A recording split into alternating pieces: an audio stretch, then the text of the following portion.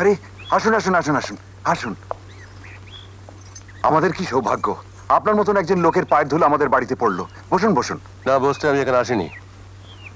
আমার খুব দুর্ভাগ্য যে আমার অমূল্য সময়ের কিছুটা এখানে বাজে খরচা হবে। আচ্ছা বরান, আগে তুমি তো জাল দিয়ে মাছ ধরো, তাই না? আগে হ্যাঁ। তো জাল ফেলে বড়লোক ছেলেদের কবে থেকে ধরতে শুরু করলে? হ্যাঁ, এটা আমি স্বীকার করে নিতে বাধ্য যে তুমি একজন খুব উঁচু জাতের মেছুরে। তোমার মেয়েকে টোপ হিসেবে ব্যবহার করে আমার ছেলেকে বড়শির মধ্যে গেঁথে ফেলেছো। সহজ সরল ভাষায় বলতে গেলে তোমার মেয়েকে ভিড়িয়ে আমার ছেলেকে হাত করেছো আমার সমস্ত কিছু গ্রাস করবার জন্য। অবশ্য ব্যাপারটা মাটিতে দাঁড়িয়ে আকাশ ছোঁয়ার মতো হাস্যকর বটে। এখন বলো বলো, কত টাকা পেলে তুমি তোমার জাল থেকে আমার ছেলেকে মুক্তি দেবে? Take it easy, take it easy, লজ্জার কোনো কারণ নেই। বলো বলো বলো বলো। আমি আপনার স্পর্ধা